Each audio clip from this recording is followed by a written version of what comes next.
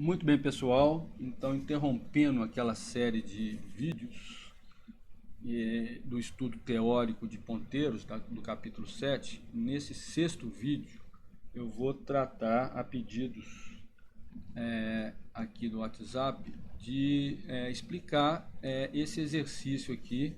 Ele é conceitual, né? Mas ele tem a ver com o que foi explicado nos 5 vídeos anteriores, em que nós tratamos da estrutura da memória,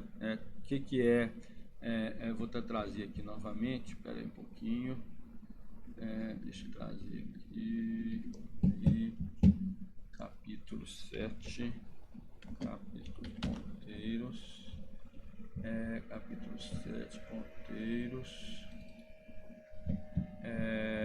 É importante vocês entenderem, então deixa eu só puxar para cá, se o meu mouse deixar caminhar com ele, entender que quando eu falo estrutura da memória RAM, é uma estrutura didática, um diagrama simplificado de como os dados estão na memória RAM, que eu represento também nessa figurinha aqui desse tipo. Então aqui eu tenho o endereço e o conteúdo. Cada célula guarda um byte. Se eu precisar de mais bytes para uma variável, eu vou usar mais células. Então conteúdo dentro da célula, e cada célula tem um endereço. Então esse exercício ele está pedindo para vocês representarem essa estrutura da memória RAM. Lembrando que também foi dito nos vídeos lá, que quando eu falo de barramento de endereço, então nós temos alguns textos também colocados. Isso foi na nossa aula presencial no início do ano, eu levei lá a placa-mãe para vocês. Então, basicamente, a gente tem, bem resumidamente, né? A gente tem aqui uma CPU, né, a placa-mãe, que comunica com os componentes. Um dos componentes que ela comunica é a memória RAM. Então ela vai para a memória... Nossa, tá horrível, né? Desenho bom, mas com o tablet aqui piorou. Mas aqui eu vou fazer um negócio aqui assim, ó. Isso aqui é um bus, é um barramento que vai bit para lá e vai bit para cá. E aqui tem a memória RAM. E eu tenho aqui também os dados. Então, na memória RAM, quando eu tenho aqui aquela representação de pilha, eu tenho o endereço e tenho os dados, que é o conteúdo. Então, os dados fluem por um caminho, que a gente chama barramento de dados, e os endereços fluem pelo barramento de endereço. O que determina o tamanho de endereços é o tamanho do barramento. O barramento são trilhas em que trafegam sinais 0 ou máximo aqui, né? Por exemplo, 0 ou 5 volts, né? Então, que seria 1 ou 0, né? Ligado ou desligado, um bit 0 ou 1. Falso ou verdadeiro, verdadeiro ou falso, ligado ou desligado, 5 volts ou 0 volts.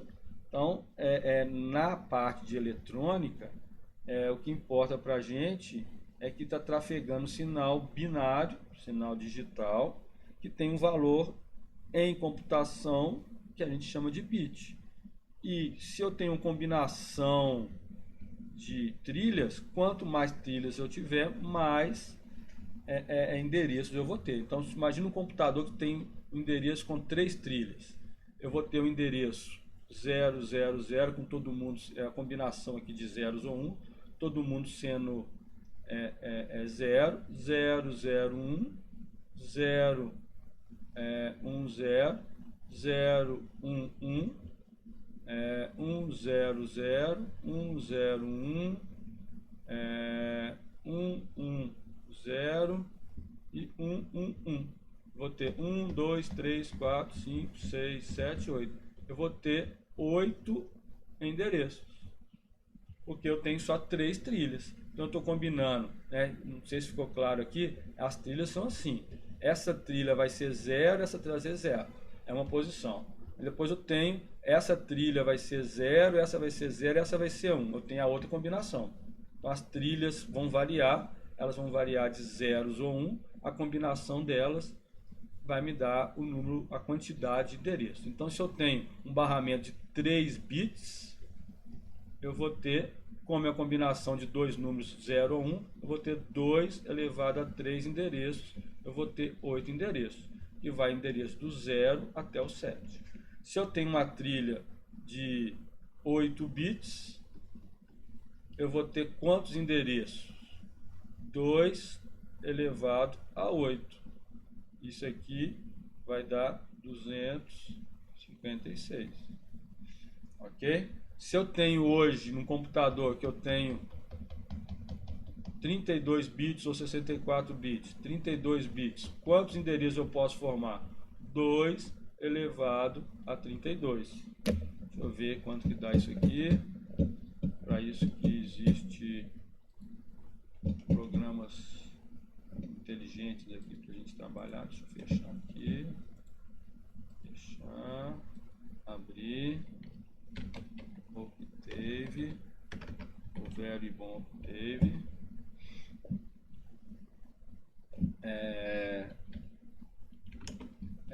2 elevado a 32, eu tenho 4.29 vezes 10 a 9 endereços.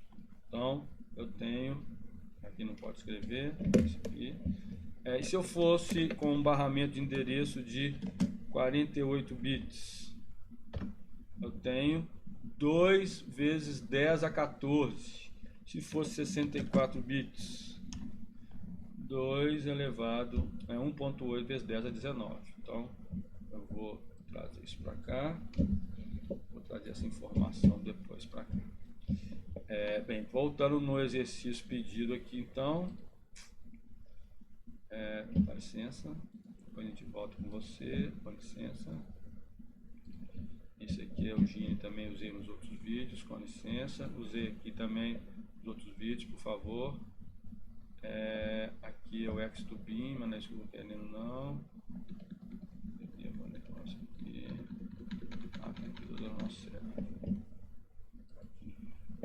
Bem, então exercício aqui. Bem, aqui. Então aqui acho que foi uma prova, um trabalho que eu dei anos atrás. A turma tinha uma mania de ficar gritando que eles eram elite.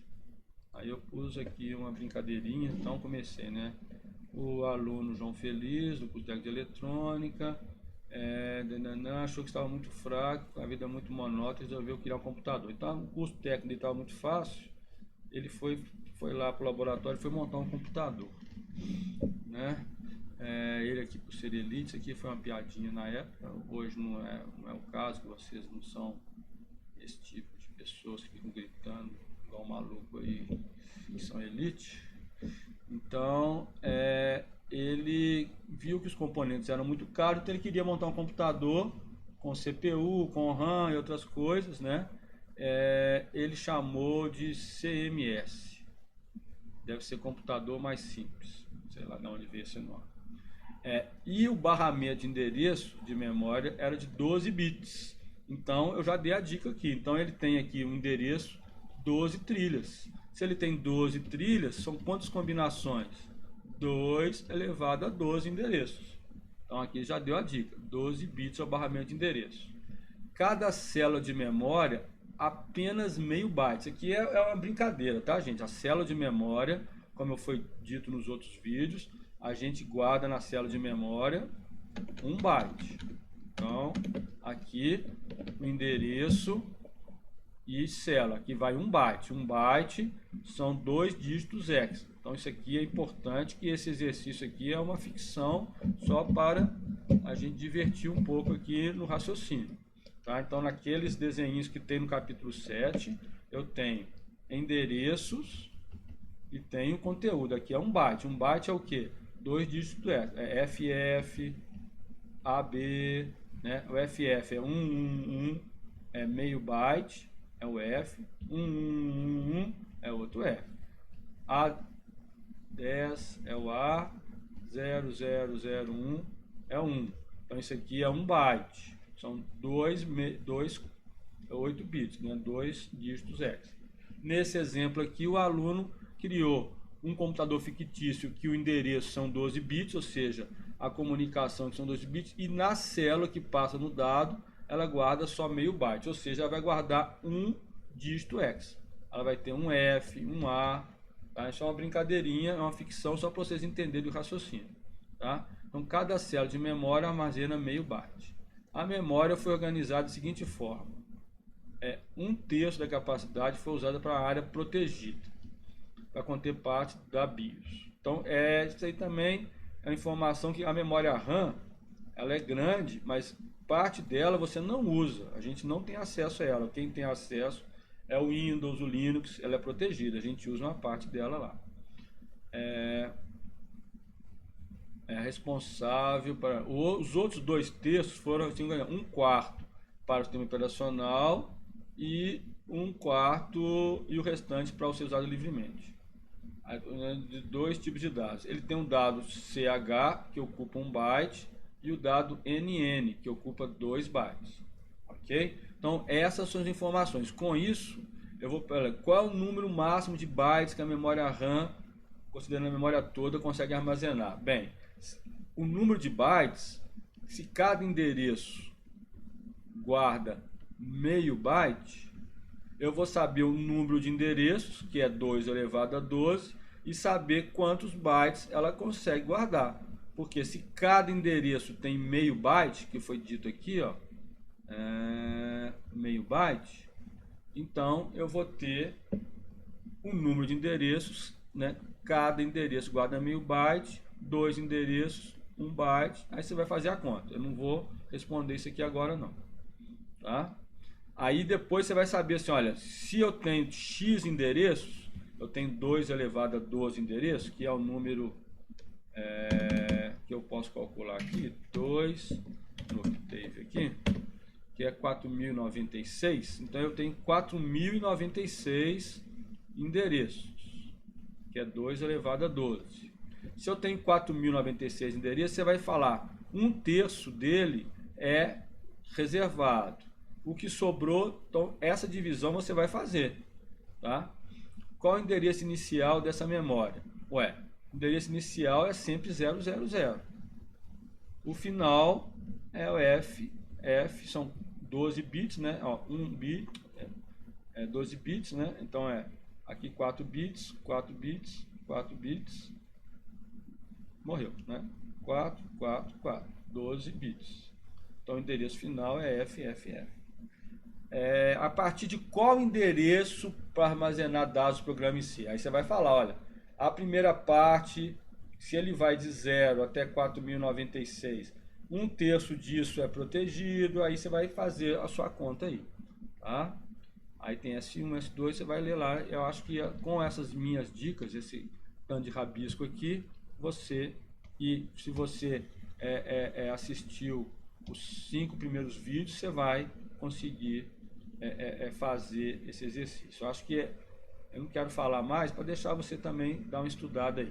Mas nós podemos marcar, se vocês quiserem, uma live só para discutir essa lista de exercícios. Ok? Aí quando eu peço assim, um diagrama esquemático, isso responde também algumas outras dúvidas aqui. O diagrama esquemático tipo pilha é fazer esse desenho aqui. Não esse, né? Peraí. Quando eu peço a pilha de memória, eu quero uma coisa desse tipo aqui, né? Cadê você? Cadê você? Cadê você? 4, 7. Isso aqui, essa é a pilha de memória. Você pode representar com endereço de um lado e conteúdo de outro, que em geral é esse desenho aqui. Bom? Bem, eu acho que já deu para... Deixa eu ver aqui. Vamos buscar... Faço um diagrama esquemático. Tá? Aí a mesma coisa, o outro problema é semelhante a esse. Deixa eu só ver aqui. Mais exercícios aqui dessa lista. Aqui, ó. É comum esse exercício. Endereço, conteúdo. Aí eu peço quanto que é a memória que ocupa tal variável. Então isso aqui está tudo explicado nos primeiros vídeos dessa série, tá? Eu acho que com isso aqui vocês conseguem caminhar um pouquinho, e eu vou preparar, como eu falei no vídeo anterior, a parte mais prática. O que nós vimos até agora foi essa estrutura da memória. Entender que tem endereço e conteúdo. Isso aqui é o endereço, isso aqui é uma célula, e quanto que cada célula consome em relação a bytes, né? Ok? Então, espero ter contribuído para o exercício aí, e em breve vou voltar com vídeos para o estudo de ponteiros. Tá? Não deixem de me perguntar, seja lá no Google Classroom, seja por e-mail, seja no WhatsApp. Até mais.